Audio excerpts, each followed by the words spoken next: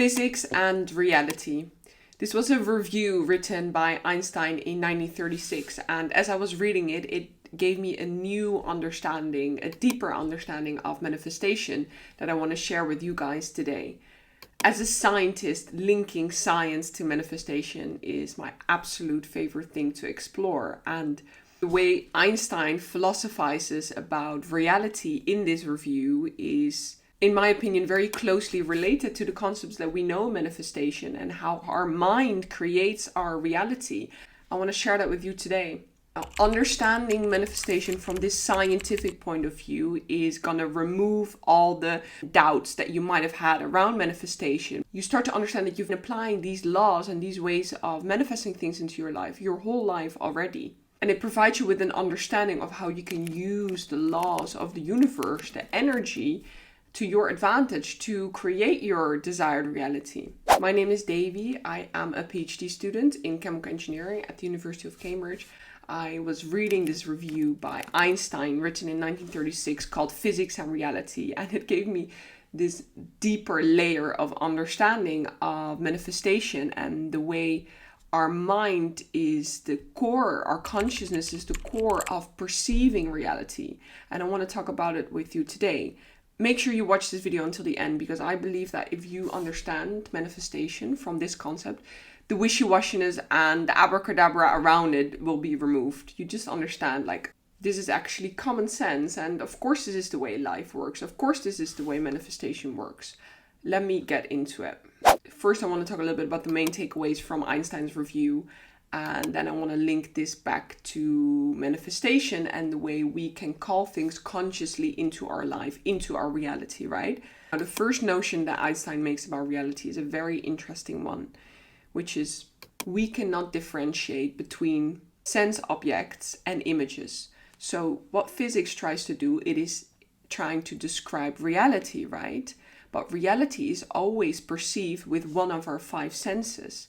So when we are trying to describe reality in the form of physical laws or whichever way, we cannot differentiate between the way we perceive it, because there's always a perception involved, and using our senses to do so. So in physics, we're always trying to describe something that is observed by one of our five senses, right? So we cannot discriminate between these. Now, what he notes, and this is really interesting, is that out of the multitude of sense experiences, we take mentally and arbitrarily certain repeatedly occurring complexes of sense impressions, and we correlate them to a concept. So let me explain this a little bit. As we go through reality, we get sense experiences thrown at us, right? We can see things, we can hear things, we can touch things, we can feel things. Now, how do we actually perceive reality?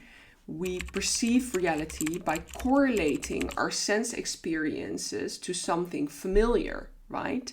That is how we give things meaning. So let me give you a little bit of an example.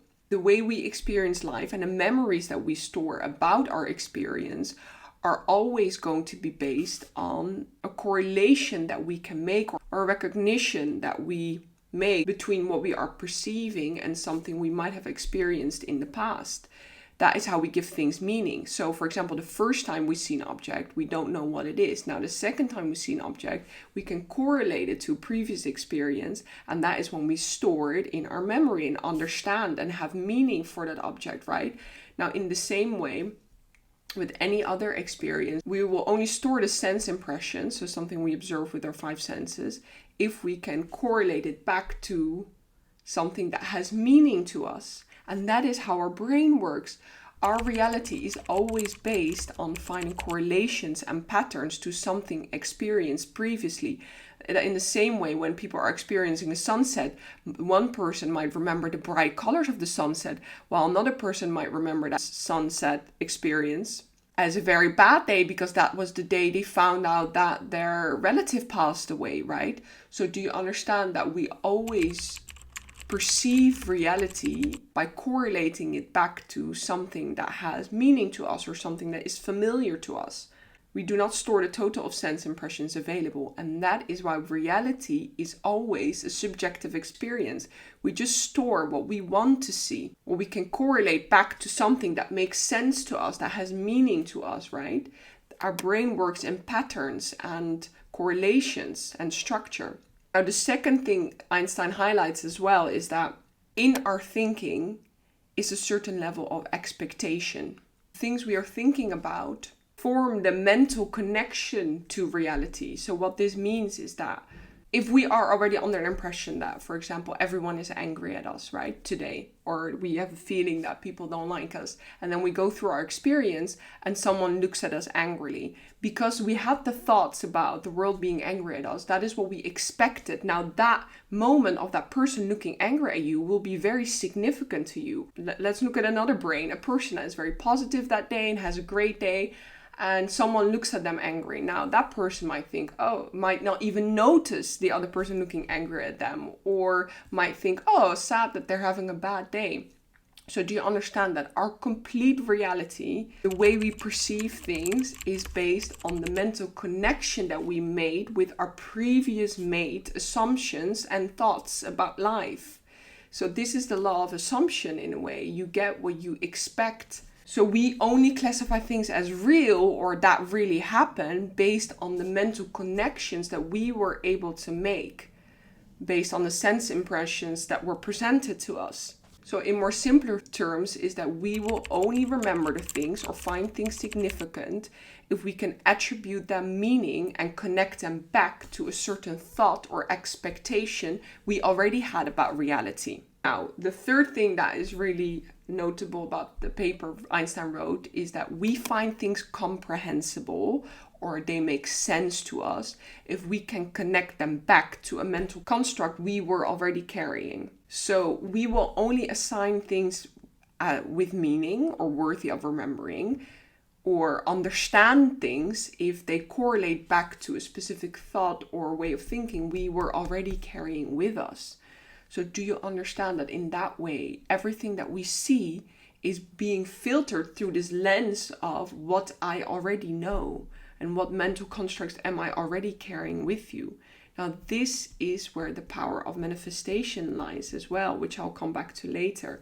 We will only see things and find things significant or even see opportunities if we can link them back to a belief or a thought that we have previously experienced or thought of. Now, the final thing that I want to note about the paper that Einstein wrote is that he is very critical about science in a way. He says that the aim of science is to, as complete as possible, find a connection between the sense experiences in their totality and, on the other hand, accomplishment of this aim by the use of minimum of primary concepts and relations. So what he describes is, we're trying to sort of postulate reality into these very, very fundamental laws. But we quickly come to understand that these fundamental laws don't hold in every scenario. And then we find a second layer in science, the second law, or sort of this law only holds in this specific environment. And then that model works for that specific part of reality. And then that is the way science works. We work in layers, and then we might find a third layer or a third model that sort of works in other specific conditions. Now, the further we go in layers, the more and more we get to describing what we were able to observe with our senses. However, the more branched of the science becomes as well, because then they only hold one very specific scenario. So I believe this is a way of saying, how can science ever fully capture the truth when there's always the arbitrary perception involved here as well? Enough about the paper. Let me get back to manifestation and how I see this as a way of understanding manifestation on a deeper level. I think the word manifestation has been overused. That is a bit of a sad one, because people, when they hear manifestation, are like, this magic wishy-washy people that do scripting and whatever. How would I like you to understand manifestation rather from a scientific point of view?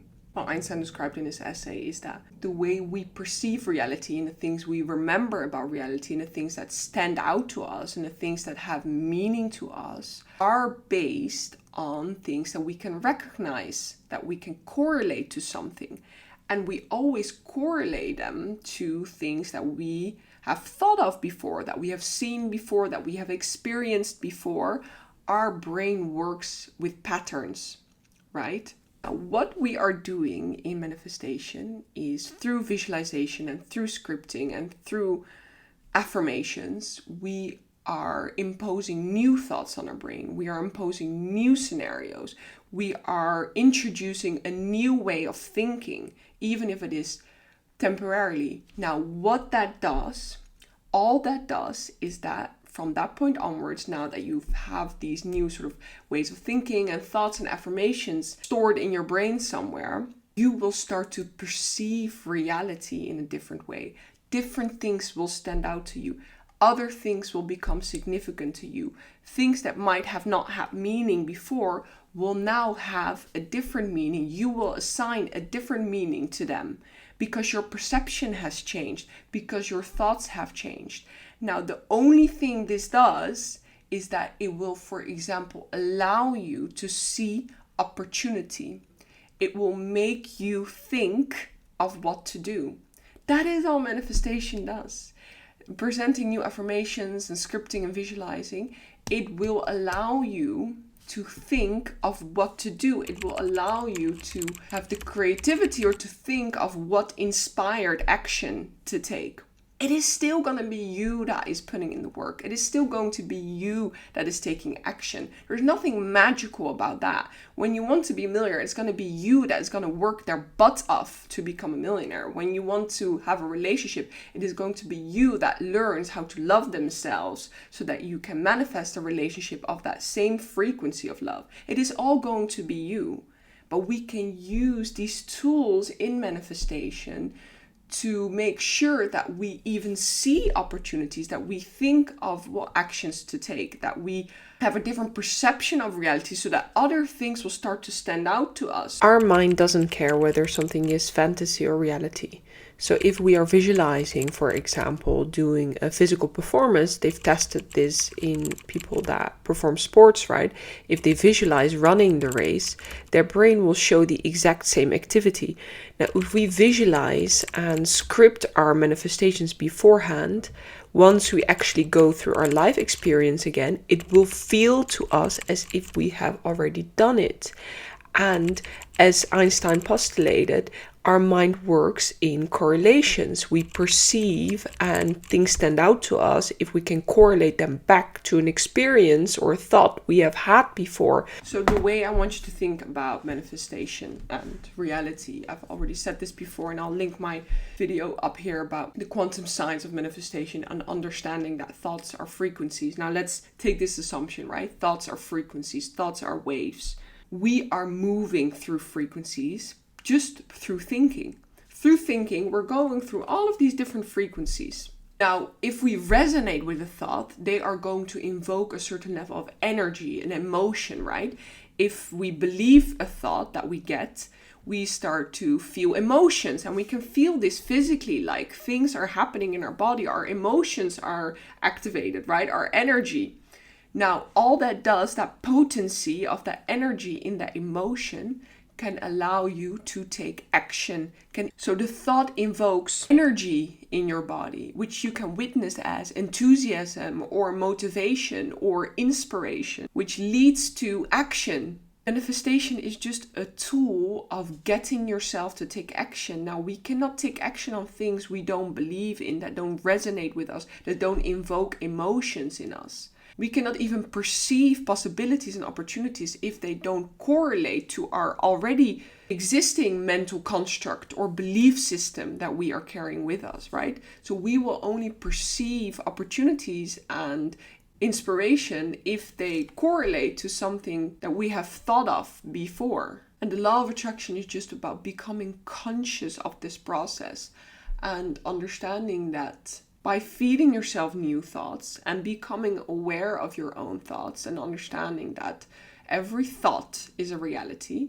And when a thought is presented to you, you have the ability to say, is this the reality I want to live in? If you're negatively spiraling on something, a doom scenario, or you're afraid of something, you can ask yourself, is that the reality I want to live in though? Because by resonating with it and believing in it, I am creating that reality. If you're afraid that someone is angry at you, you are manifesting someone being angry at you. You create that reality. You are source of manifestation. If you're afraid that your day is going to go bad, you are manifesting that. So if there is a thought that we don't like, we can reject it by the understanding that if this is not the reality we want to live in, the thought is not true on its own. The thought is just a thought. It's just a frequency, a reality.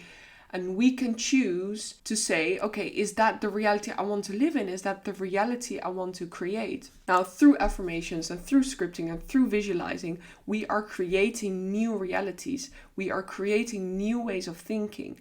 We are expanding our belief system in a way. And all that does is that after that, in our experience, other things will stand out to us. Other things will become significant to us or will have meaning. And we will see things as signs.